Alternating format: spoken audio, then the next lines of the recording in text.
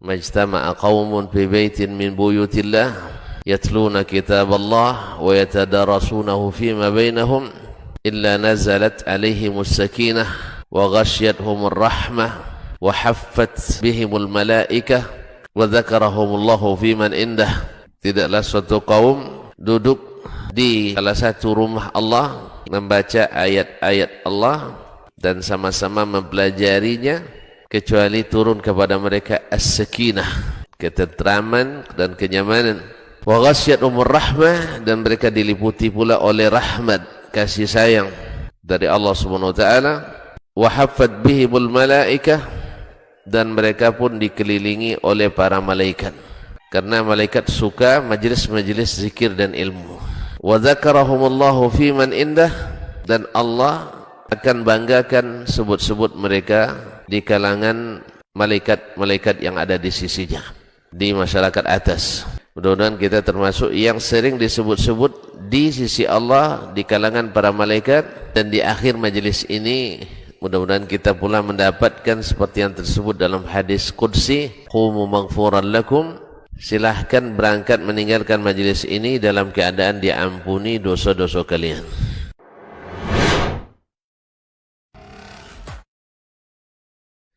Majtama'a qaumun fi baitin min buyutillah yatluna kitaballah. Alhamdulillah, wassalatu wassalamu ala Rasulillah wa ala alihi wa ashabihi wa mawalah wa ba'd.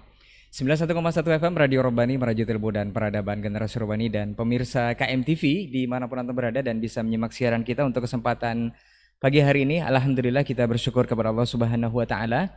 Kemudian salawat dan salam kepada Nabi Muhammad sallallahu alaihi wasallam.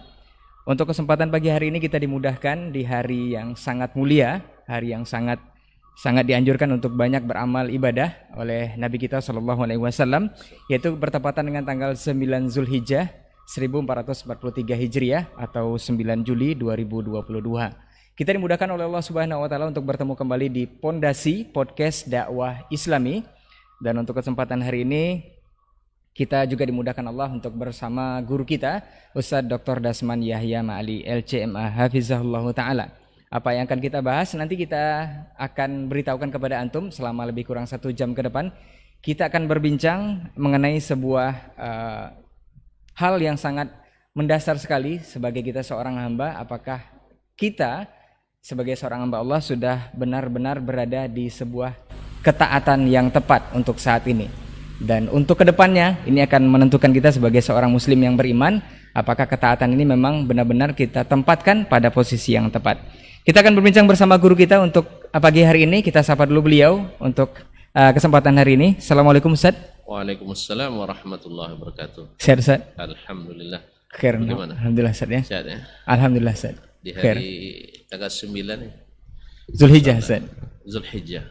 Nah, mungkin ini akan juga mendasar atau masuk ke dalam poin kita nanti berbincang ini Ustaz, apakah perbedaan yang terjadi dengan Arab Saudi, apakah benar-benar sudah kita tempatkan porsi kita sebagai muslim di ketaatan yang tepat Ustaz. Ini nanti kita akan berbincang ini. Mungkin awal sekali Ustaz akan kita bahas atau kita ingin ketahui dulu mengenai definisi atau makna dari ketaatan ini sebenarnya seperti apa Ustaz? Apakah bisa disamakan dengan ketaatan kita kepada pemimpin, orang tua atau makhluk lah, dengan ketaatan kita kepada kepada Khalik atau Sang Pencipta yaitu Allah Subhanahu wa taala. Mungkin ini yang perlu pertama kita ketahui dulu Ustaz. Falyatafadhal mazkur Ustaz. Bismillah wassalatu wassalamu ala Rasulillah wa ala alihi wa sahbihi wa man wala wa ba'du. Pertama kita sapa tentu saudaraku yang hari ini menjadi host, Ustaz Renaldi Amran, yang sentiasa setia bersama di studio Rabbani dan KMTV. Kita bersyukur pada pagi ini, di pagi tanggal 9 Zulhijjah, kita bisa berjumpa dan mudah-mudahan dalam perbincangan yang bermanfaat, dijauhkan dari hal-hal yang mendatangkan mudarat. Tentu kita kepada Allah kita berharap mudah-mudahan diberikan ilmu yang bermanfaat, amal yang saleh. Selanjutnya berselawat dan salam kepada baginda Nabi junjungan alam yang menjadi satu-satunya manusia yang kita taati secara mutlak. Dan seluruh ketaatan setelahnya adalah mesti dibawa ketaatan kepadanya. Karena ketaatan kepada Nabi SAW itu adalah taat kepada Allah Subhanahu wa taala. Wa may yuti'ir rasula faqad ata'a Allah. Siapa yang taat pada Rasul, sungguh dia sudah taat kepada Allah Tabaraka wa taala. Nah, para pemirsa Radio Rabbani 91,1 FM ataupun para pendengar ya, dan pemirsa di KMTV dan media-media lain yang ikut merilai kegiatan dakwah ini. Semoga antum semua dan antunnas semuanya selalu berada dalam keadaan sehat walafiat, diberikan iman yang kuat serta keyakinan yang kokoh, sehingga senantiasa berada dalam ketaatan kepada Allah Tabaraka wa taala, menjadi bahagia di dunia dan bahagia pula di akhirat nantinya.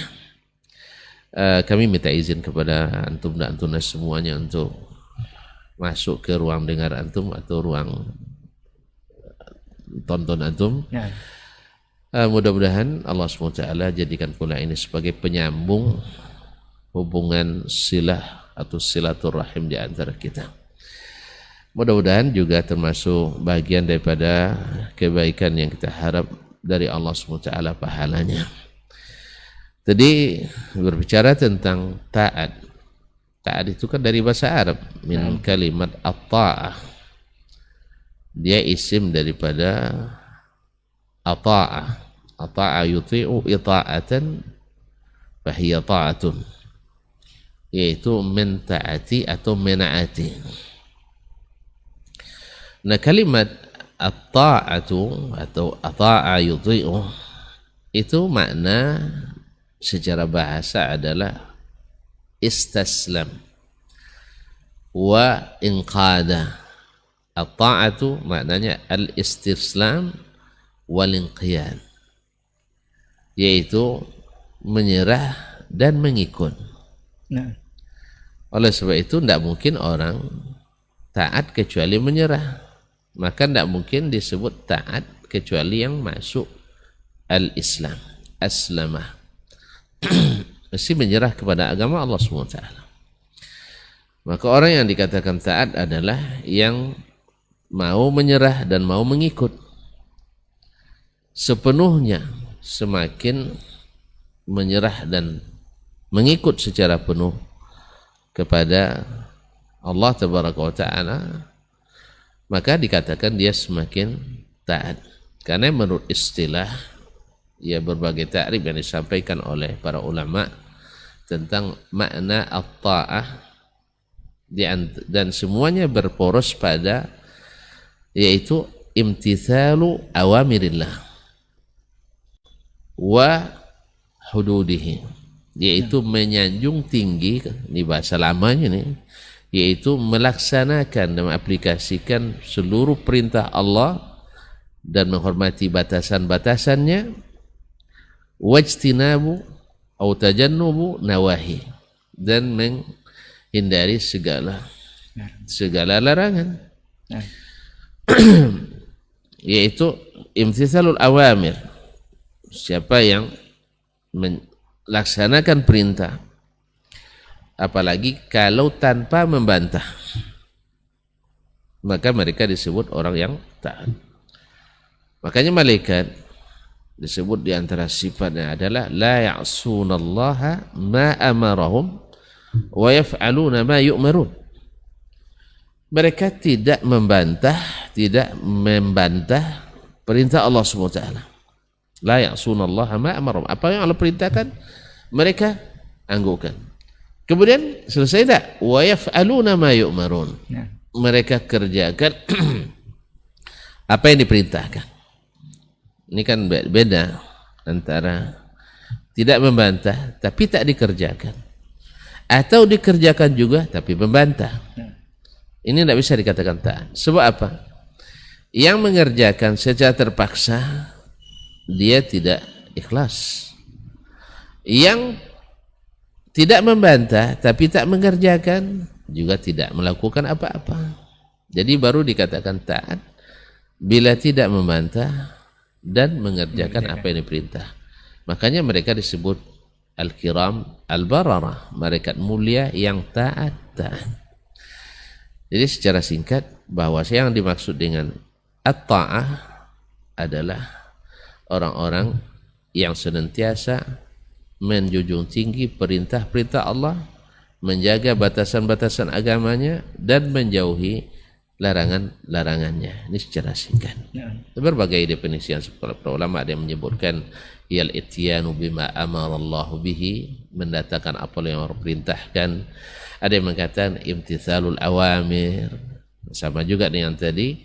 Kemudian muwafaqatul amri tawa'iyatan, yaitu mengikuti apa yang diperintah, setuju dengan apa yang diperintah secara sukarela. Secara sukarela, duna ikrah, tanpa ada paksaan. Ini juga disebut dengan orang taat. Kemudian ada yang mengatakan fi'lul umuril ma'muri biha, melakukan segala perintah yang diperintahkan, hatta law kanat bil asli, sekalipun jiwa pada asalnya mencintai untuk melakukannya, tapi dia tinggalkan. Demikian pula melakukan sesuatu, meninggalkan sesuatu, yang tadi melakukan sesuatu padahal jiwa sebenarnya ingin meninggalkan, tapi tetap dilakukan. Atau meninggalkan sesuatu walaupun pada asalnya nafsu kita ingin melakukan, tapi kita tinggalkan. Ini baru namanya taat. Tapi kalau tunggu taat itu setelah setuju baru diikuti, tak setuju baru tinggalkan, ini namanya tidak masuk dalam definisi taat yang sesungguhnya. Berarti kan bukan mentaati, tapi namanya mengikuti sesuatu yang setuju. Berarti kebanyakan kita hari ini kalau setuju diikuti, kalau tidak ya tidak diikuti. Berarti belum, makanya tidak masuk golongan taat dalam bab ini. Ini secara bahasa dan al-istilah. Nah, ini dibedakan enggak Ustaz? Antara ketaatan kita kepada Allah, kan yang ma'ruf kita tahu bahwa ayat salah satu dalil itu atiullah wa atiur rasul wa ulil amri minkum. Apakah ini dibedakan antara taat kepada Allah dengan taat kepada seorang pemimpin kita? Apakah ada bedanya atau disamakan saja? Ya, terang sekali bahwa itu harus dibedakan. Para ulama ketika menafsirkan ayat yang antum bacakan, ya ayyuhalladzina amanu ati'ullaha wa ati'ur rasul wa ulil amri minkum. Taatlah kepada Allah, taatlah kepada Rasul dan ulil amri. Kalimat taat pada Allah diulang, juga taat kepada Rasulullah diulang. Tapi taat pada ulil amri tidak, dengan ataf saja disambungkan dengan ketaatan kepada Allah dan Rasul tanpa diulang kalimat taat. Berkata para ahli tafsir, di sini maknanya adalah bahwasanya taat kepada Allah dan Rasul itu bersifat mutlak. Dan taat kepada selain Allah dan Rasul bersifat muqayyad. Artinya harus selalu merujuk kepada taat pada Allah dan Rasul. Sebab ayat kan ada sambungannya lagi. Maka min usulit tafsir, masuk dasar-dasar dan pondasi tafsir menafsirkan ayat dengan ayat. Karena Allah lebih tahu apa yang dia maksud daripada siapapun. Seperti kata para ahli usulul fiqh, maqasidul lafzi ala niyatil lafz. Maksud daripada suatu ucapan adalah menurut apa yang dimaksud oleh yang mengucapkan. Ini kata para ulama usul. Nah, di sini yang mengucapkan kalimat itu Allah SWT, dan dia lebih paham apa yang dimaksud. Maka apa katanya? Fa in tanaza'tum, kalau kalian berselisih, bukan Allah dan Rasul yang berselisih, kalian. Gitu kan? Jelas kan? Fa in tanaza'tum fi syai'in, kalau kalian berselisih dalam suatu masalah, balik ke yang tidak berselisih. Yang Allah dan Rasul tadi Ustaz ya? Allah dan Rasul tak ada berselisih. Karena tadi Allah dan Rasul tidak pernah berselisih, sebab yang disampaikan Rasul apa yang disampaikan Allah Taala, seperti kata Imam Asy-Syafi'i diulang-ulangnya dalam kitab Risalah, bahwasanya Allah Subhanahu wa taala memberikan kepada Nabi kita alaihi salatu wassalam hak ditaati secara mutlak. Sehingga taat kepada Rasul sama dengan taat kepada Allah Tabaraka wa Ta'ala. Nah, yang berselisih siapa? Kita. Nah, kita. Kalau Allah dan Rasul tidak berselisih. Nah, kita bisa berselisih dengan banyak sebab. Syekh Ibnu Utsaimin menyebutkan dalam Asbab Ikhtilafil A'immah, Asbabul Khilaf wa Ilajuhu. Beliau secara global menyebutkan lebih kurang 7 sebab khilaf. Di antara khilaf itu, pertama, dalil tidak sampai kepada salah satu daripada pihak yang khilaf. Maka ini obatnya disampaikan. Yang kedua, kadang sudah sampai dalilnya, tapi dia belum yakin sahihnya. Bagi dia belum sahih. Lalu berkewajiban lagi kita untuk menunjukkan kesahihan dalil itu. Dah sahih dalilnya, dia belum paham seperti paham yang sebenarnya. Berbeda pemahamannya, lalu kita tunjukkan lagi pemahaman yang benar. Ini masih ikhtilaf juga. Setelah itu dia tahu sudah paham, betul pahamnya. Ternyata ada sebab lain lagi. Dia menganggap hadis itu sudah atau dalil itu sudah dinasakh. Nah, andainya betul sudah dinasakh, ya selesai masalah. Tapi kalau belum, berkewajiban lagi ulama lain untuk menjelaskan, belum Ustaz, ini belum dinasakh. Nah, setelah itu lalu diterima atau tidak? Kalau dia tidak terima, mungkin dia melihat ada dalil lain yang lebih kuat. Ada dalil lain yang lebih kuat. Lalu dia mengikut yang lebih kuat. Ternyata antum punya dalil yang menurut dia lebih kuat, yang ini lebih kuat. Misalnya, maka tunjukkan lagi. Dan seterusnya. Ini sebab-sebab khilaf. Semua itu ketika dalam bait belum sampai, sampaikan yang dari Allah dan Rasul. Baik sudah sampai tapi dia anggap belum sahih, antum pastikan kesahihannya dari Allah dan Rasul sallallahu alaihi wasallam. Kemudian dah sampai, dah sahih tapi dia belum paham, berikan pemahaman yang ditunjukkan oleh Allah dan Rasul sallallahu alaihi wasallam. Dia sudah paham tapi dia mengatakan ada dalil lebih kuat. Tunjukkan lagi dari Allah dan Rasul dalil yang lebih kuat. Inilah asbab al-khilaf yang terjadi, dan itu khilaf itu terjadi bukan dari Allah, bukan dari Rasul. Walau kana min indi ghairillah lawajadu fi ikhtilafan katsira. Nah, intinya kaum muslimin, para pendengar, para pemirsa yang dirahmati Allah SWT, kalau begini dilakukan oleh setiap orang yang berkhilaf, yang ingin taat pada Allah dan Rasul, tentu dia akan kembali kepada keduanya, karena ketaatan pada keduanya mutlak dan taat kepada selain keduanya tidak mutlak. Nah, mungkin benar yang dikatakan tadi Ustaz, bahwa sesuai yang disampaikan bahwa kita sebagai hamba yang beriman ini memang setiap mendengar perintah dari Allah dan Rasul adalah sam'an wa ta'an ya Ustaz ya. Kita dengar, kita taat. Tetapi ada yang menyayangkan Ustaz, akhir-akhir ini bahkan dewasa ini memang berkembang hal ini. Ada yang menyayangkan bahwa apakah memang benar setiap perintah yang disampaikan oleh Rasul dari Allah Subhanahu wa taala itu tidak berfungsi komponen akal kita Ustaz, tanpa kita analisa dulu syariat ini. Karena akal katanya juga anugerah Ustaz. Karena disayangkan sekali nanti kalau setiap perintah yang disampaikan Rasul tidak dianalisa dengan akal, takutnya kita tidak berada di ketaatan yang tepat katanya Ustaz. Contoh yang terjadi sekarang ini Ustaz. Saya ada pertanyaan. Ini sebenarnya suatu hal yang menggelikan kita. Memangnya para sahabat dulu, Nabi sendiri dan para sahabat, ketika mereka menerima awamir, nawahi, mereka orang berakal apa tidak? Berakal. Menggunakan akal atau tidak? Digunakan. Menggunakan akal. Terus di mana masalahnya bahwa kalau kita tidak gunakan akal, nanti ketaatan kita tidak tepat? Memang Nabi tidak berakal.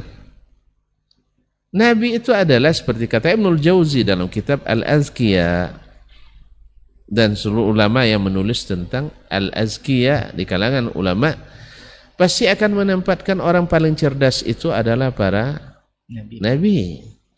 alaihimussalatu wassalam. Dan yang paling cerdas dari semuanya adalah Nabi kita Muhammad sallallahu alaihi wasallam dan para sahabat yang dekat dengan mereka. Ya, secara teori dan secara aplikasi adalah orang yang paling cerdas di antara kita seluruh umat ini. Mereka orang lebih cerdas dari kita. Sebab gurunya orang paling cerdas. Nah. Kenapa Nabi kita paling cerdas pula? Gurunya malaikat paling cerdas. Kecuali antum katakan Jibril tidak punya akal, atau punya akal tidak menggunakan akalnya. Nabi SAW cerdas, tapi tidak mengolah dengan kecerdasannya. Sahabat orang-orang yang cerdas, tapi tidak menggunakan akalnya untuk mengolah dan mengelola apa yang sudah Allah perintahkan. Kalau itu saya angkat tangan. Ya kan? Nah. Justru karena mereka berakal. Oleh sebab itu ketika Abdullah bin Mas'ud dan atau selainnya ulama setelahnya, ketika mereka mengatakan kenapa para ulama as-salaf misalnya dalam satu masalah tidak banyak bicara, sebab mereka paham. Mereka tidak mengatakan karena paham, tidak bertanya karena paham, bukan karena tidak paham. Mustahil lah ikhwan. Allah SWT menjadikan mereka umat percontohan. Kalau antum nak dapat hidayah, ikut siapa? Ikut mereka. Fa in amanu bimithli ma amantum bihi faqad ihtadaw. Orang siapa yang beriman seperti kalian beriman para sahabat, maka sesungguhnya mereka sudah dapat hidayah. Kuntum khaira ummatin ukhrijat linnas. Kalian adalah umat terbaik yang pernah dikirim kepada manusia. Ya, para ahli tafsir seperti Abdul Mujahid dan Sa'id bin Jubair menyebutkan bahwasanya ini maksud dengan kuntum di sini, tum di sini, antum di sini, tentu para sahabat, generasi terbaik. Ukhrijat linnas ta'muruna bil ma'ruf wa tanhauna 'anil munkar. Kemudian mereka, kalau antum ingin diridai oleh Allah SWT, maka ta'ala seperti mereka as-sabiqun al-awwalun minal muhajirin wal ansar waladzina taba'uhum bi ihsanin radhiyallahu anhum wa radu anhu. Orang-orang yang dahulu dan pertama-tama masuk Islam dan dari kalangan muhajirin dan ansar, dari kalangan al-muhajirin wal ansar, dan siapa yang mengikuti mereka dengan baik. Lihat, bahasanya bukan sekedar mengikut, tapi dengan baik. Ini kalimat bihsan harus digarisbawahi nih, harus dicatat dengan tebal-tebal. Ittiba dengan baik, karena banyak ittiba tapi tidak baik. Ittiba juga tapi tidak baik. Apa makna ittiba baik? Yaitu tidak melenceng, tidak pergi, tidak banyak celote dan sebagainya. Kalau kita bawa, kalian ikut ayah baik-baik ya. Nah, kalau baik-baik, tidak menyimpang ke kiri, tidak menyimpang ke kanan, tidak loncat kiri, tidak loncat kanan, dan tidak bolak-balik. Tapi ada jadi pengikut yang baik. Nah, itu orang diridai Allah Subhanahu Wa Taala. Ya, mungkin orang diridai tapi tidak berilmu, tidak berakal, tidak menggunakan akal. Padahal akal itu adalah manutut taklif, kata ulama, manutut taklif. Orang yang tak berakal tidak dapat kewajiban melaksanakan syariat. Oleh sebab itu adalah mohon maaf ini ketidaktahuan kita, kekurangan kita ketika mengatakan atau seolah-olah baru orang menggunakan akalnya memahami syariat di zaman kita, sedang di zaman dulu tidak menggunakan akal semata. Apa sebab? Sebab kita suka sesuatu yang dilarang oleh Nabi SAW. Nabi tidak suka al-mutasyaddiqin, al-muta'ammiqin, orang yang selalu mendalam membahas sesuatu yang bila dibahas tak berguna, bila dibahas tidak berguna. Sekarang antum masalah azab kubur, cukup antum beriman bahwa azab kubur ada, nikmat kubur ada. Dari mana? Karena yang maha mengetahui yang gaib memberitahukan melalui Nabi alaihissalatu wassalam. Kalau antum teliti dan komparasikan ini dan itu, dan akhirnya lahirlah keraguan terhadap itu. Akhirnya antum beriman atau anda beriman jadinya? Tidak beriman jadinya.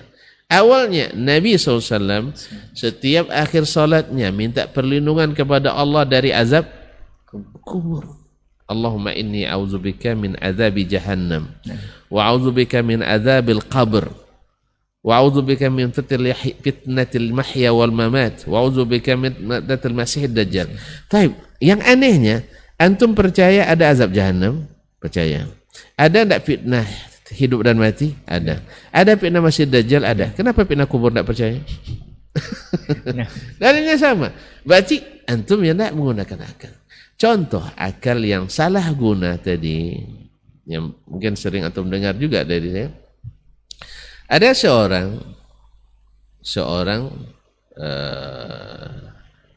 dosen atau seorang profesor dengan menggunakan logikanya, kenapa iblis berani menantang Allah SWT? Karena dia dihukum terlaknat masuk neraka. Oh, dia bilang karena dia tidak takut masuk api. Sebab secara logika api bertemu api, ya sahabat, tidak takut. Subhanallah. Ini akal, menurut saya akal sehat atau akal sakit ini? Ini akal sakit. Akal sakit. Iblis tahu dia bahwa dia takut, makanya dia kumpulkan kawan sebanyak-banyak biar dia bukan diazab sendiri. Ma'asyur kiram dirahmati Allah. Untung di situ ada yang berakal sehat. Dia bilang, Prof, saya nak tanya. Ya, silakan. Tadi Prof bilang secara teori iblis tak takut masuk neraka. Makanya dia menentang Allah SWT. Sekarang maksudnya apakah kita juga terbuat dari tanah? Lalu kita tidak takut masuk kubur karena tanah kubur dari tanah juga. Nah, sehingga nanti tidak perlu takut untuk bersiap untuk itu. Bagaimana? Manusia terbuat dari apa, Prof? Ya dari tanah. Batu bata dari apa? Juga dari tanah. Boleh tidak saya lempar kepala profesor dengan batu bata? Fabuhital ladzi fasaq. Ini dia patah lidah dibuat profesor. Ada lagi contoh lain yang menggunakan akal ketika tidak menta'zim kitabullah. Ketika orang-orang Amerika dan Inggris waktu itu di Irak menginjak-injak masuk ke dalam masjid, meminjak Al-Quran dengan sepatu mereka, orang demo seluruh dunia. Ya, artinya orang menuntut ya dan mengecam perbuatan ini. Ada seorang doktor tamatan barat pula itu belajar ilmu Islam pada orang kafir. Ini tidak masuk kaum muslimin muslimat dirahmati Allah. Antum nak belajar mancing sama tukang besi aja tidak percaya antum. Masa belajar iman pada orang yang tidak beriman? Tapi ini yang terjadi. Ketika dia pulang, dia ajarkan ke mahasiswa. Biasanya korbannya mahasiswa baru yang belum ini. Pas pula keadaan waktu itu orang sedang ribut seluruh dunia mengecap perbuatan tentara Inggris dan Amerika tersebut. Sang profesor, Masya Allah, dia dengan bangga mengatakan, umat Islam itu ternyata masih lebay. Al-Quran yang asli itu di Lauhul Mahfuz. Sedangkan ini makhluk. Ini bahayanya perkataan Al-Quran dikatakan makhluk itu kaum muslimin pasti penghormatan dan ta'zimnya sangat-sangat kurang dan minim.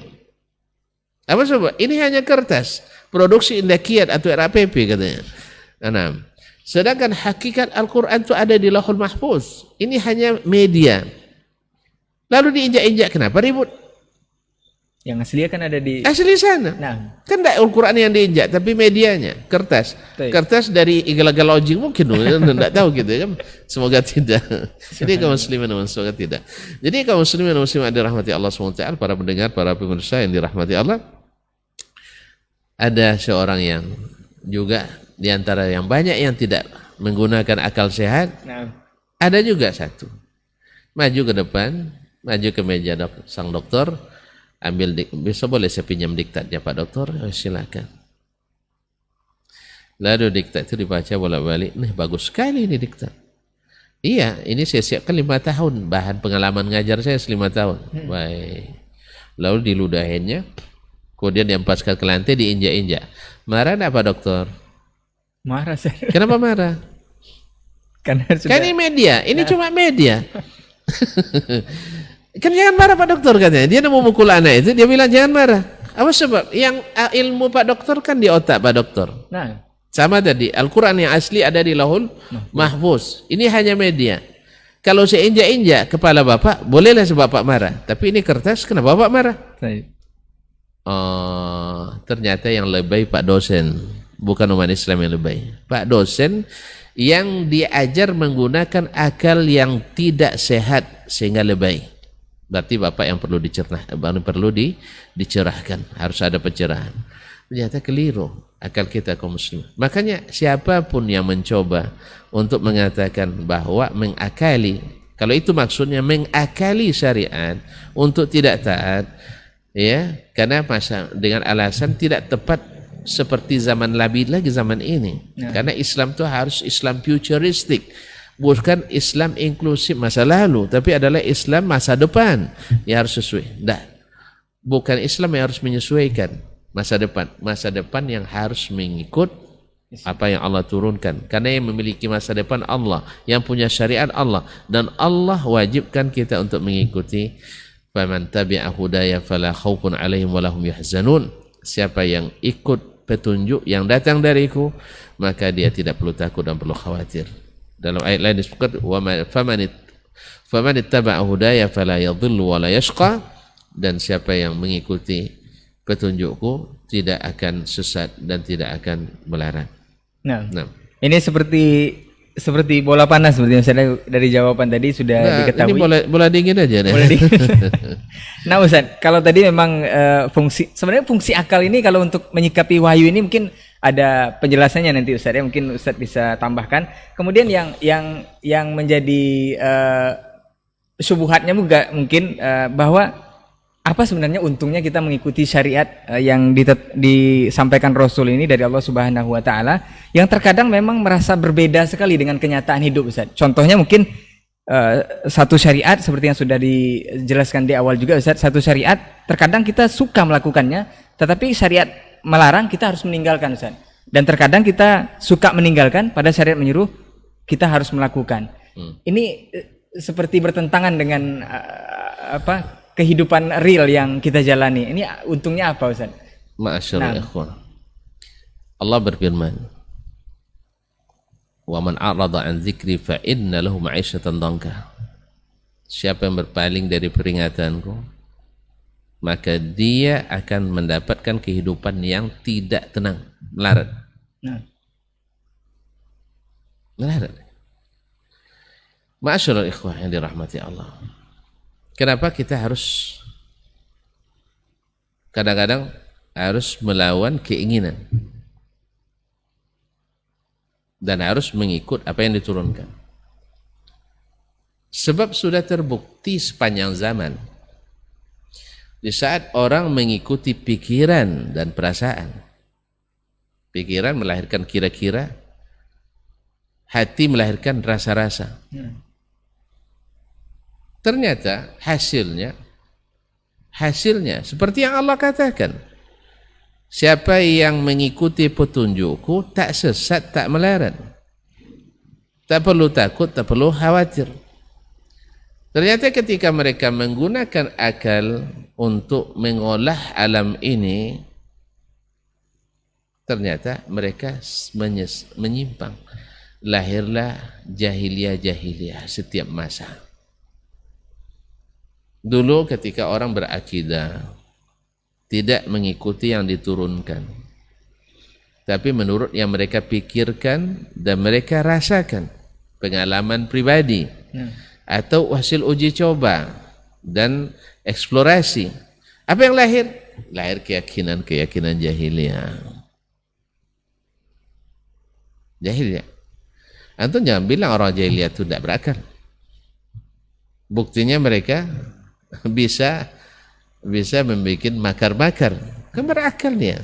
Gimana caranya untuk menghalangi dakwah Nabi SAW? Seluruh kemampuan yang mereka lakukan. Mereka, mohon maaf ini bukan merendahkan kita, tapi secara ilmu anatomi tubuh dan ilmu gizi, menurut antum mana yang lebih sehat akalnya? Orang yang makan kambing seekor 5 orang dengan orang yang makan kambing seekor 5 RT. Yang 5 orang. Orang yang lebih banyak konsumsi nasi daripada dagingnya, yang lebih banyak minum air besaring tak dimasak dibanding dengan minum susu yang langsung diperas dari hewannya. Secara ilmu kesehatan pasti diakui bahwa yang minum susu cukup lebih bagus daripada yang minum air putih yang bersaring pula, tidak dimasak juga. Yang makan daging cukup daripada akan lebih sehat. Itu sudah diakui. Dan terbukti, ikhwani fillah kaum muslimin dan muslimat dirahmati Allah, bahwa daya hafalnya, memori orang-orang yang hidup di negeri-negeri yang seperti itu, khususnya Arab. Ya, saya katakan Arab, memang kan orang Barat tidak punya ini. Orang Arab itu punya hafalan yang kuat. Sehingga orang Barat mencoba meremehkan hafalan itu.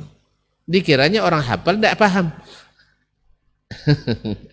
Mana yang lebih cepat bikin kue? Orang yang sudah siap bahan dengan orang yang harus cari dulu. Yang sudah siap. Yang sudah siap. Mustahil dan tidak paham. Kemudian rekomendasi dari yang maha berilmu dari Allah Tabaraka wa Ta'ala. Ikhwani akhwati fillah. Jadi kembali ke permasalahan kita tadi, bahwa akal itu apa tadi, sampai di mana kita tadi? Bahwa untungnya kita menaati itu. Untuk menaati ini. Padahal berbeda dengan kenyataan. Selalu melahirkan akidah-akidah jahiliyah karena pikiran dan perasaan. Berkata salah seorang sahabat, dulu kami, kalau tidak salah Abu Raja Al-Utari ini mengatakan, dulu kami di masa jahiliyah karena main perasaan, main pikiran, kami lihat batu agak aneh, kami sembah jadikan Tuhan. Lalu nampak lagi batu yang lain lebih sakti, lebih mandraguna, kami buang batu yang lama, ini lagi kami sembah. Bercerita lagi yang lain, alangkah bodohnya kita dulu, katanya. Ketika kita menyembah Tuhan yang harus kita pahat sendiri dengan tangan kita. Nah, ketika musafir bawa dari batu berat. Akhirnya gimana cara supaya ringan? Kayu juga lumayan berat. Padahal alat transportasi waktu itu kan terbatas. Onta kekuatan angkutnya sekitar 200 kilo, 2 kuintal. Akhirnya kita buatlah Tuhan kita dari tepung. Kalau tidak dibawa nanti gimana? Kualat perjalanannya. Akhirnya dibuat dari tepung. Jadi safar bawa Tuhan saja. Bawa Tuhan safarnya tapi dari tepung. Ketika bahan makanan habis, Tuhan habis makan juga. Ambil hidungnya, betul. Ini kan produk-produk akal manusia ini. Produk akal manusia. Coba lihat hari ini berapa banyak orang yang Masya Allah dari sisi pendidikan duniawinya sampai ke predikat kadang-kadang untuk ekonomi MBA, ya, atau profesor di bidang ini, tapi masih percaya dengan perdukunan, penggandaan uang sampai tertipu ratusan juta. Ini penyakit akal yang tidak dibimbing oleh wahyu tadi. Orang masih mau juga melegalkan yang jelas-jelas menyimpang. Laki-laki nikah sama laki-laki, perempuan bersahwat pada perempuan, padahal penyimpangan. Ini kan produk akal jahiliyah. Subhanallah, kaum muslimin. Dan berapa banyak orang yang siap mengorbankan saudaranya untuk mendapat suatu tujuan. Ini kan hasil pikiran yang tidak dibimbing dengan wahyu. Dan seterusnya. Sehingga produk-produk akal yang tidak dibimbing wahyu selalu berakhir dengan kejahiliaan dan kekacauan. Makanya Umar bin Khattab radhiyallahu taala anhu mengatakan ketika dia sudah masuk Islam, tidak tahu nikmatnya Islam itu kalau tidak merasakan pahitnya jahiliyah. Tadilah semua jadi Tuhan, semua jadi ritual yang kadang-kadang menyulitkan. Kenapa? Menurut pikiran, menurut perasaan. Sekarang mohon maaf misalnya, ketika kita ikuti Nabi SAW dalam penyelenggaraan jenazah, akhirnya jadi mudah, cepat, tepat, dan selesai cepat.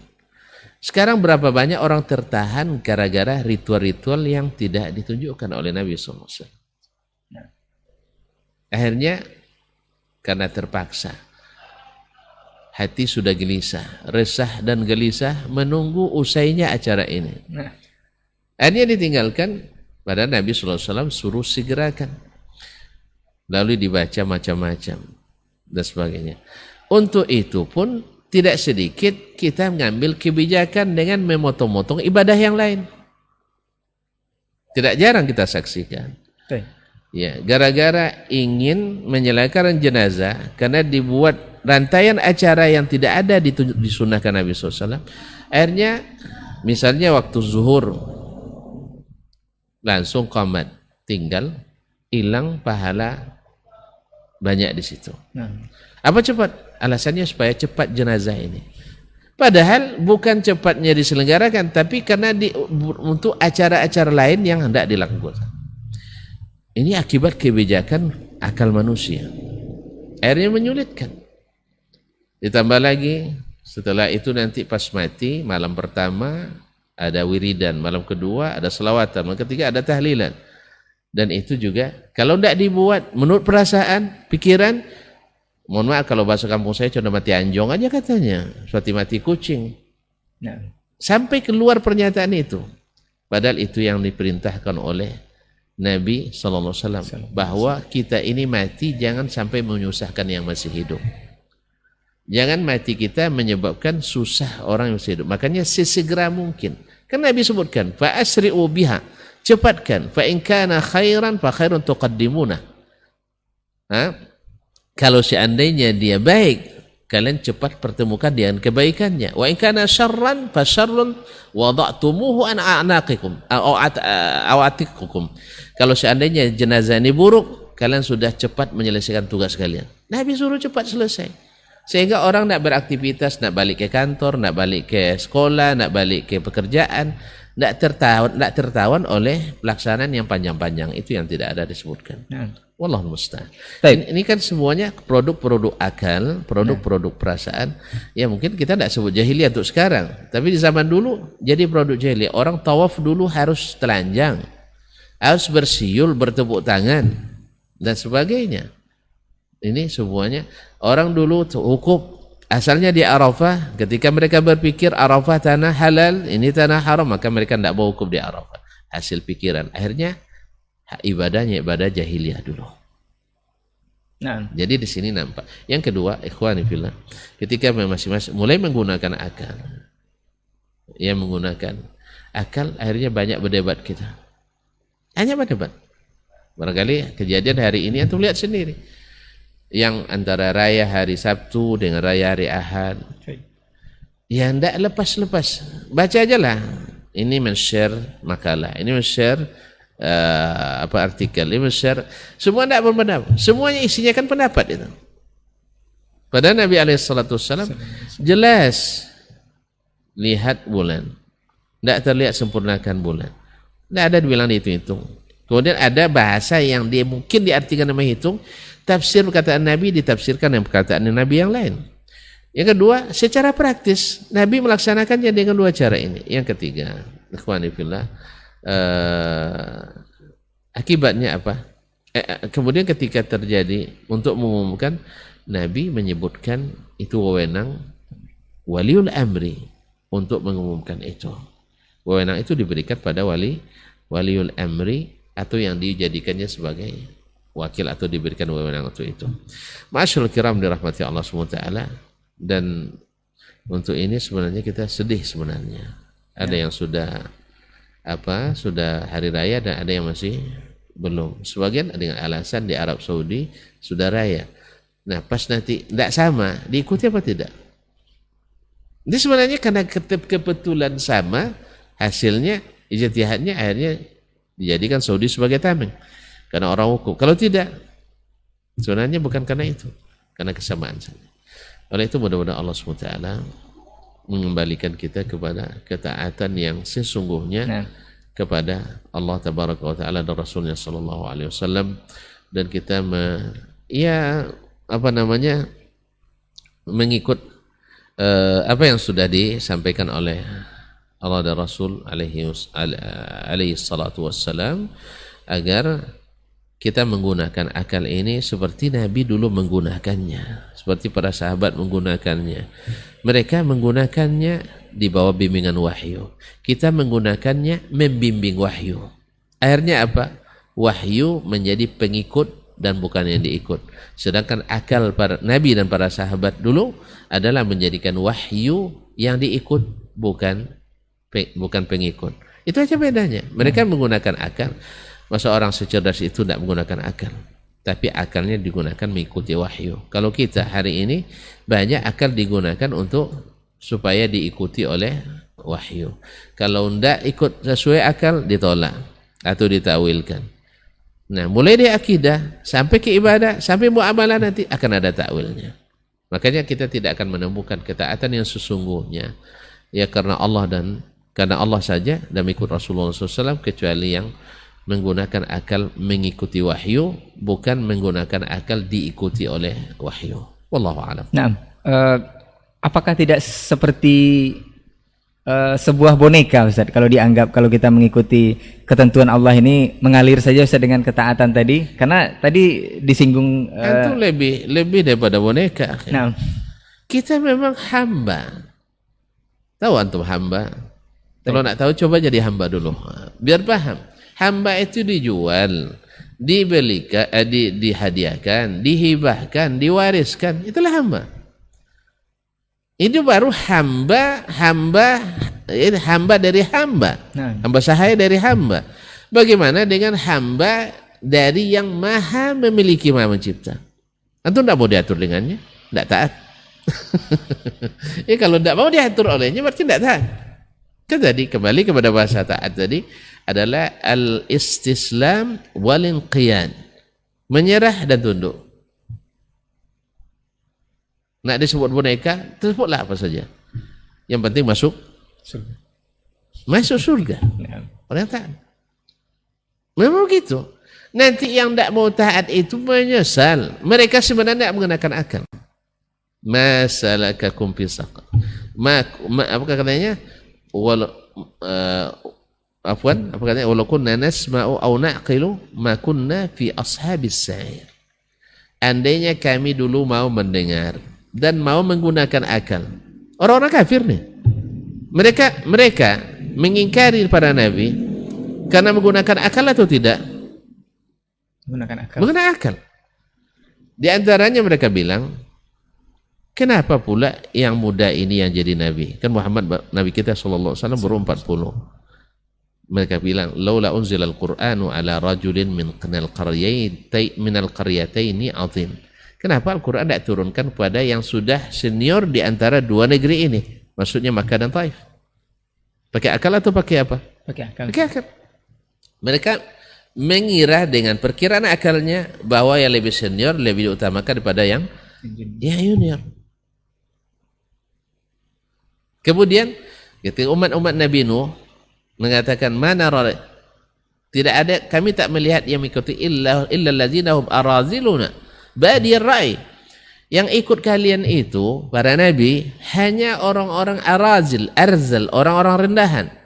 Badiyar ra'i, yang tak punya pandangan wawasan yang luas. Orang primitif. Jadi selalu pengikut para nabi itu dituduh tak berwawasan, dituduh pikirannya sempit, dituduh tak menggunakan akal. Ya, kalau ada sekarang kita ajak mengikuti Nabi secara sempurna misalnya, lalu dituduh wawasannya sempit, pikirannya picik, kemudian tidak menggunakan akal, dan seterusnya. Ini bahasa pengingkar para Nabi dulu kepada Nabi-Nabi. Ya. Entah dari mana dapatnya, mungkin dari situ disalin, saya tidak tahu. Yang jelas sama bahasanya. Ketika kita katakan, ittabi'u ma anzalallah, ikut apa yang Allah turunkan, dia jawab, qalu bal nattabi'u ma alfaina alaihi aba'ana. Kami hanya ikut apa yang kami dapatkan orang-orang tua kita dulu melakukannya. Bukankah ada orang sekarang misalnya menyatakan bahwa Bapak dan Ibu-ibu, ibadah yang sudah dilakukan turun-temurun itu tidak usah dirubah-rubah. Kalau ada yang nak merubah nanti, walaupun bawa ayat, bawa hadis, jangan diikuti. Mirip kan? Mirip. Kita bacakan ini hadis Nabi SAW, ini amaliyah Nabi, ini perkataan, ini perbuatan, ini takrirnya. Oh enggak, kita tidak biasa di sini seperti itu. Sebab sejak nenek moyang kita ini sudah mendarah daging di tempat ini, tidak bisa dirubah. Kalian membawa ajaran baru. Takut berbeda dengan kebanyakan. Karena baru sampai, bukan baru sampai. Kan itu masalahnya. Bahasanya sama, ya selalu tak menggunakan akal. Ya akhir. Memang Nabi itu boneka. Nabi tidak berakal. Sahabat seperti betul. Sahabat itu di hadapan Nabi SAW, ya betul seperti boneka. Bukan karena mereka tidak berakal, karena mereka paham bahwa orang berakal itu adalah yang taat. Bukankah Allah yang mengatakan, "Walaqad dzara'na li jahannama katsiran minal jinni wal ins." Kami sudah siapkan ya untuk jahannam banyak dari kalangan jin dan manusia. Apa itu? Lahum qulubun la yafqahuna biha wa lahum adhanun la yasma'una biha wa lahum a'yunun la yubsiruna biha ulaika kal an'ami bal hum adall. Mereka adalah seperti binatang ternak, bahkan lebih rendah lagi, lebih sesat lagi. Wa ulaika humul ghafilun. Mereka adalah orang-orang yang lalai. Nah, apakah ini ayat untuk para sahabat? Ya tidak. Karena mereka menggunakan akalnya dengan baik. Kalau Nabi yang bilang pasti benar. Kalau Nabi yang suruh pasti tepat. Kalau Nabi yang larang pasti mudarat. Mereka sami'na wa ta'ana. Maka terkenallah as-sam'u wa ta'ah. Ini pesan Nabi SAW. Coba lihat. Nabi, mohon maaf kaum muslimin dan muslimat dirahmati Allah, ketika pesannya yang sangat berkesan itu alaikumus sam'u wa ta'ah. Mau mendengar, mau taat. Kenapa? Karena bahasa yang digunakan Al-Quran dan hadis jelas. Bilisanin Arabiyyin mubin, tibyanan likulli syai' wa bayyinatin minal huda wal furqan. Nah, sekarang mau enggak kalian mendengar dan mau enggak taat? Enggak disuruh pikirkan dulu dalam-dalam, habis itu baru dikerjakan. Kalau perintah tidak itu bahasanya. Tapi kalau melihat alam terbentang, baru Allah suruhkan kita untuk berpikir. Ya, untuk berpikir.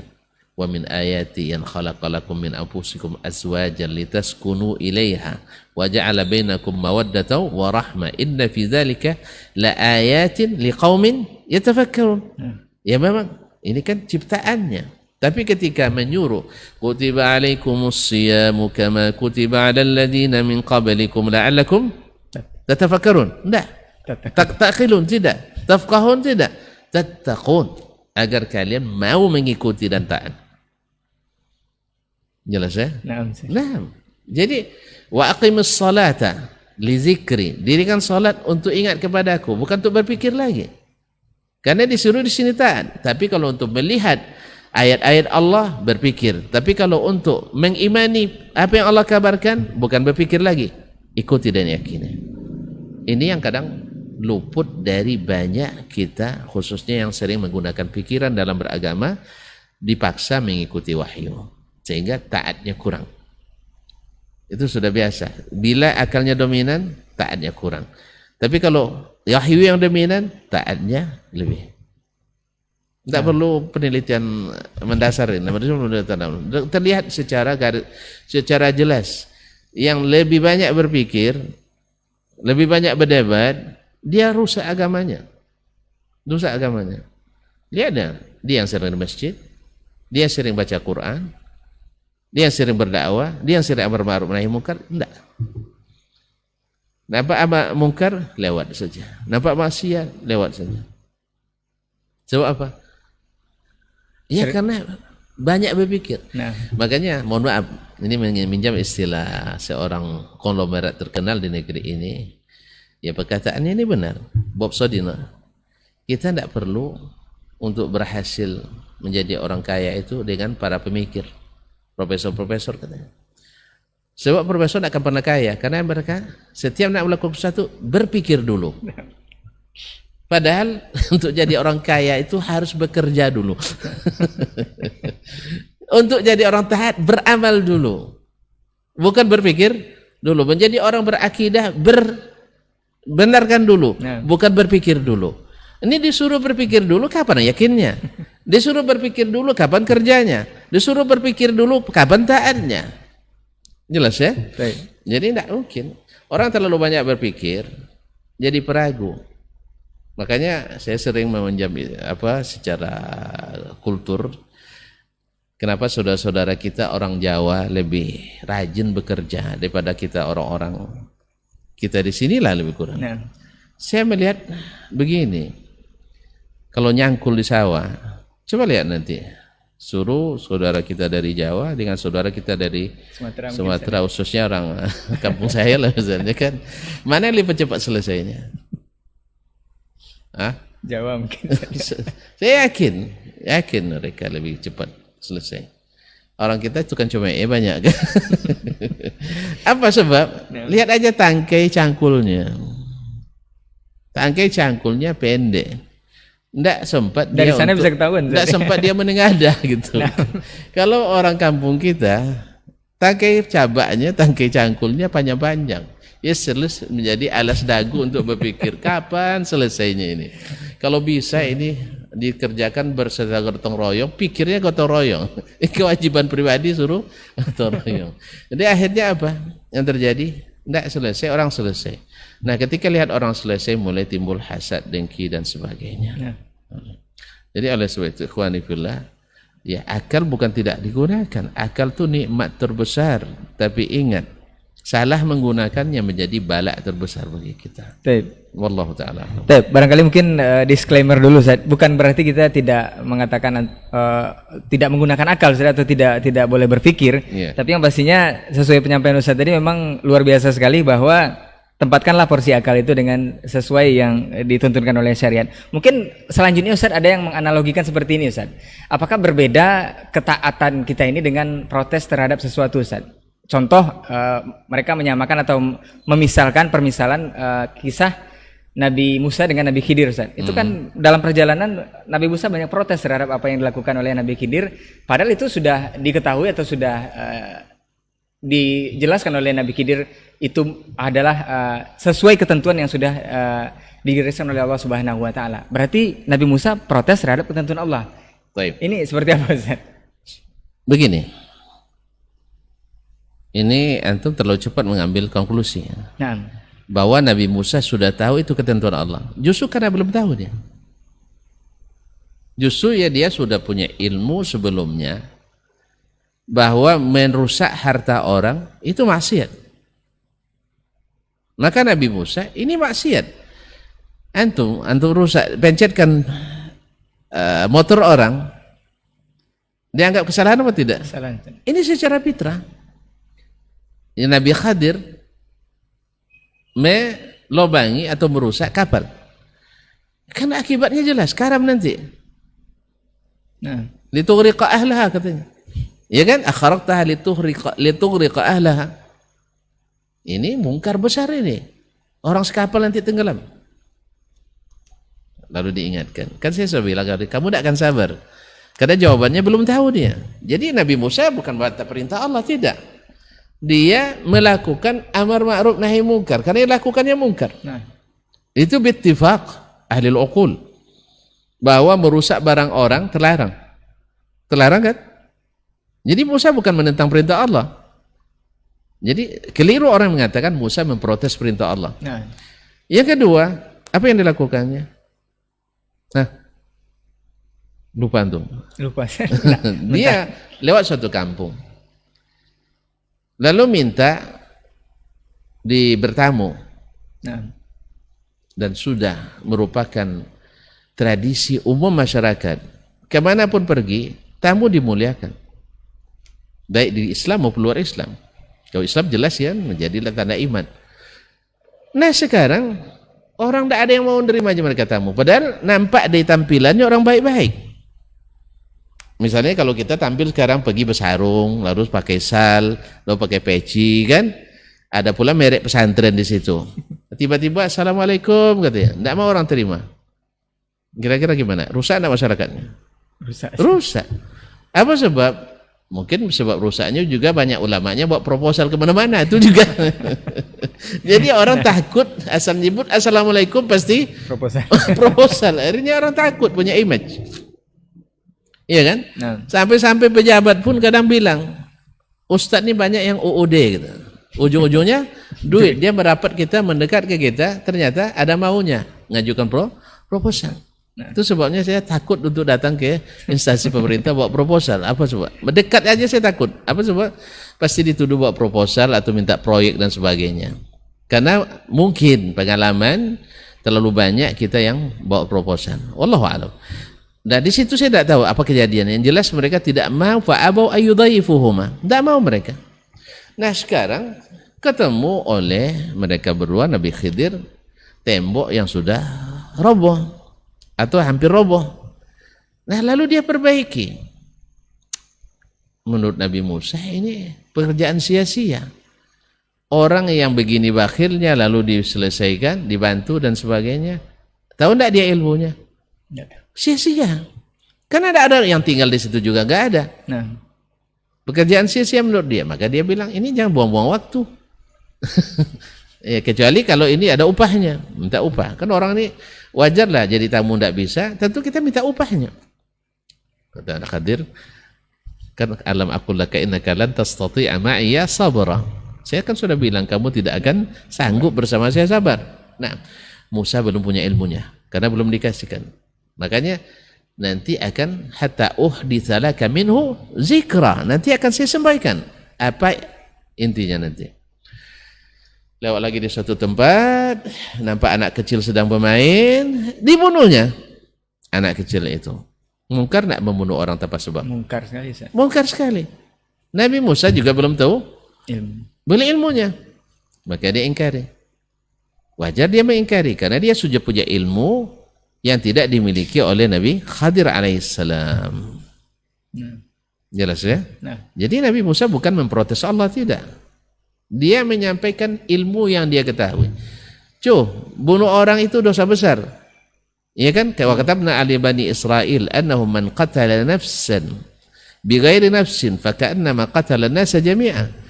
Kami tuliskan dosanya bagi Bani Israel apabila seseorang bunuh seorang tanpa kisas seperti membunuh seluruh manusia dosanya. Musa punya ilmu itu. Maka dia ingkari.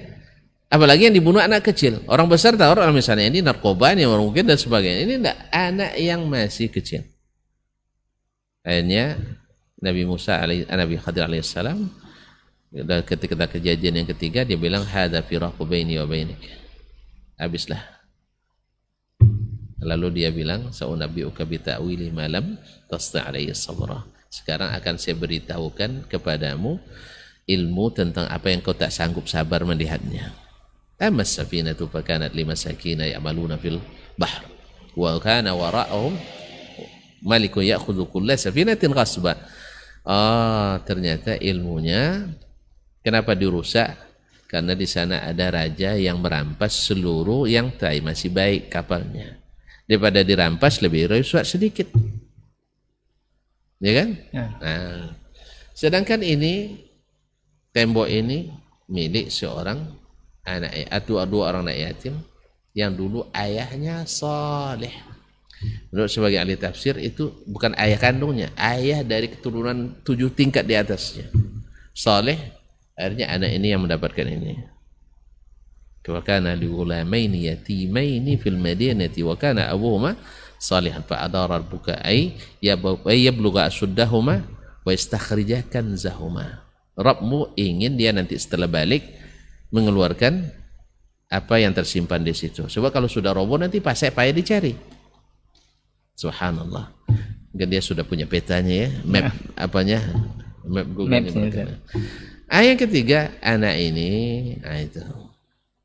Kalau nanti biarkan hidup akan durhaka pada orang tuanya, maka lebih baik diambil dan mudah-mudahan Allah ganti yang lebih baik itu. Jelas? Jadi Nabi Musa bukan protes yang tidak dia berilmu. Justru karena berilmu lah dia, ternyata fauqa kulli dzi ilmin alim. Kan kisahnya kalau antum kembali ke sabab kisah ini, Nabi Musa kan terlintas dalam benaknya dan pikirannya, tidak ada orang yang lebih alim di dunia hari ini dari saya. Lalu Allah uji dia, ada Musa. Lalu disuruh dia menemunya di pertemuan dua laut itu. Apakah Nabi Khadir lebih mulia dari Musa? Tidak. Cuman Allah bisa mengkhususkan seseorang tapi melebihkan seseorang dari yang lain. Wallahu a'lam. Jadi ternyata analisa tuh seorang nabi pun tidak sampai ilmunya kalau belum diketahui, Ustaz ya. Ya. Jadi tempatkanlah analisa antum atau ketaatan antum atau akal antum untuk taat pada porsinya yang sudah digariskan oleh Allah Subhanahu wa taala. Termasuk kita bercermin dari kisah Nabi Khadir tadi. Jangan juga ada yang bilang nanti Nabi Khadir masih hidup sampai sekarang, Ustaz. Tapi Ustaz mungkin Masya Allah sudah lebih kurang 1 jam, Ustaz. Ya. Kita mungkin terakhir, Ustaz, supaya kita berada di ketaatan yang tepat, mungkin nasihat juga bagi semua kita, Ustaz, dari antum. Dengan kondisi kita saat ini, Ustaz, dengan perbedaan-perbedaan yang sudah dijabarkan tadi, bagaimana kita bisa istiqomah dan tetap berada di ketaatan yang tepat sesuai dengan syariat Allah Subhanahu wa taala. Barakallahu fiik. Tadi sudah kita tahu bahwasanya taat menurut syariat itu adalah tunduk dan patuh mengikuti perintah Allah dan menjaga larangannya. Nah. Dan tunduk kepada Allah dan Rasul adalah ketaatan mutlak. Walaupun kita secara pikiran merasa lebih hebat. Karena memang dulu pelanggaran utama di zaman para nabi itu karena merasa lebih maju pikirannya, lebih hebat penelitiannya. Ini yang menjadi bala itu. Kan sekarang zaman sudah maju. Yang menurunkan syariat itu Allah. Bukan bikinan manusia. Bahwasanya untuk patokannya ini. Di sini kita diuji. Sebab yang mengingkari dulu para nabi bukan tanpa ilmu juga menurut mereka. Tadilah karena Nabi Musa mengingkari Khadir dengan ilmunya. Tapi ternyata ada ilmu lain yang tidak diberikan kepadanya. Nah, kenapa Allah Subhanahu wa taala melalui Rasulnya sallallahu alaihi wasallam menjadikan penentu tanggal itu dengan hilal atau menyempurnakan bulan? Allah yang lebih tahu rahasianya. Tapi yang jelas inilah yang menyatukan kita umat Islam. Tapi ketika kita merasa bahwa tidak saatnya lagi untuk memakai yang diwariskan Nabi SAW. Ikhwani fillah, banyak syariat yang dulu dilakukan zaman Nabi dah hilang illahnya, tapi masih diteruskan oleh para sahabat karena cinta pada taat pada Allah dan Rasulnya SAW. Misalnya dulu ittiba ketika haji, itu diantara illah yang disebutkan oleh para ahli sejarah, para ahli hadis, bahwasanya di atas Jabal Qubais itu masih ada orang musyrikin yang nengok-nengok orang Islam yang tawaf pasti dah kurus-kurus. Sebab Madinah adalah daerah endemik penyakit kolera atau penyakit lainnya, apa namanya, penyakit ini banyak menyebar di Madinah. Pasti orang dah kurus-kurus. Maka Nabi suruh buka. Nah, apakah setelah tidak ada lagi orang musyrikin yang membuat isu-isu tersebut, Nabi tidak memakai lagi? Kemudian sahabat setelahnya meninggalkan? Tidak. Walaupun ilahnya sudah hilang. Mereka mencintai itu perintah Nabi sallallahu alaihi wasallam. Sama juga dengan mencukur, memanjangkan jenggot ini. Sebagian menyebutkan ilah, walaupun sebenarnya itu hikmah supaya berbeda dengan orang musyrikin, berbeda dengan Majusi, berbeda dengan Yahudi. Tapi apakah para nabi, para ulama setelahnya yang istiqamah mencukurnya? Tidak juga. Karena mengikuti Nabi SAW. Nabi SAW walaupun ilah sudah terangkat. Kan maksudnya bukan ilah terangkat kan kewajibannya. Tapi sunnahnya masih tetap atau tidak? Masih tetap. Demikian juga dengan celana yang ditinggikan daripada mata kaki dan sebagainya. Dulu kan izar. Ya. Kenapa mereka juga celana dimasukkan? Karena mencintai tadi, taat kepada perintah Nabi SAW. Nah, kalau ini yang dilakukan oleh kita, insya Allah apa yang terjadi hari ini tidak terulang kembali. Ya, kehebatan antum itu, kehebatan kita itu kita simpan aja, karena tidak dimasukkan dalam kategori syariat yang disuruh oleh Nabi SAW. Buktinya sekarang terjadi berbagai hal yang problema di lapangan, yang korbannya ada yang terpaksa menarik kembali korbannya. Karena yang satu minta dipahami hari raya Sabtu, tapi tidak mau memahami untuk korbannya hari Ahad. Akhirnya apa? Ini gesekan-gesekan ini ya membuat pusing. Ya, bisa dikasih obat penenang tapi tidak lama tahannya. Obat penenang itu merusak fungsi banyak organ-organ vital kita, merusak fungsi jantung, merusak liver kita, merusak hati, merusak saluran darah dan sebagainya. Oleh sebab itu jangan selalu diberikan paracetamol obat ini. Beri obat yang menyembuhkan. Wa fa in tanaza'tum fi syai'in farudduhu ila Allahi war Rasul. Kembali pada Allah Rasul. Wallahu ta'ala alam. Kalau memang kita jujur ingin menyatukan umat, jujur mengokohkan persaudaraan umat, jujur untuk tidak memecah belah umat, kembalikanlah kepada apa yang dulu Nabi menyatukannya. Jangan mencari jalan-jalan lain yang menurut kita lebih hebat, karena harus menggunakan akal yang lebih luas. Ketahuilah, penentangan terjadi terhadap para nabi dulu pada awal akibat mendahulukan akal daripada wahyu. Wallahu musta'an. Baik, barakallahu fikum, jazakumullah khairan Ustaz untuk perbincangan ataupun pondasi kita di pagi hari ini mengenai berada di taat yang tepat. Mudah-mudahan apa yang sudah kita bahas atau kita perbincangkan tadi bisa bermanfaat untuk semuanya, khususnya bagi kita yang menyampaikan. Dan tempatkanlah memang ketaatan itu di porsi yang tepat sesuai dengan tuntunan dari Rasulullah SAW, dari Allahnya juga, dan sesuai syariat yang sudah disampaikan beliau. Afwan untuk semua salah kata kita bicara. Kita berharap bertemu lagi di lain waktu dan kesempatan di sesi yang sama bersama guru kita insyaallah. Jazakallah khair Ustaz untuk ilmunya. Mudah-mudahan antum selalu dijaga Allah Subhanahu wa taala. Kita tutup dengan doa kafaratul majelis. Subhanakallahumma wa bihamdika asyhadu an la ilaha illa anta astaghfiruka wa atubu ilaik. Wassalamualaikum warahmatullahi wabarakatuh. Waalaikumsalam warahmatullahi wabarakatuh.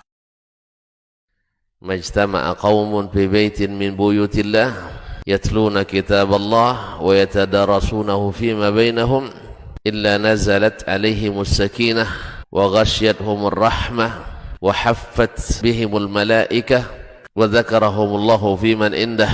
Tidaklah suatu kaum duduk di salah satu rumah Allah membaca ayat-ayat Allah dan sama-sama mempelajarinya kecuali turun kepada mereka as-sakinah, ketentraman dan kenyamanan. Wa ghasyiyatuhumur rahmah, dan mereka diliputi pula oleh rahmat, kasih sayang dari Allah Subhanahu wa taala.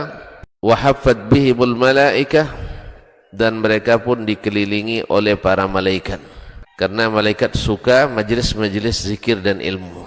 Wa dzakarahumullahu fi man indah, dan Allah akan banggakan sebut-sebut mereka di kalangan malaikat-malaikat yang ada di sisinya, di masyarakat atas. Mudah-mudahan kita termasuk yang sering disebut-sebut di sisi Allah di kalangan para malaikat, dan di akhir majelis ini mudah-mudahan kita pula mendapatkan seperti yang tersebut dalam hadis qudsi, qumu maghfuran lakum, silahkan berangkat meninggalkan majelis ini dalam keadaan diampuni dosa-dosa kalian.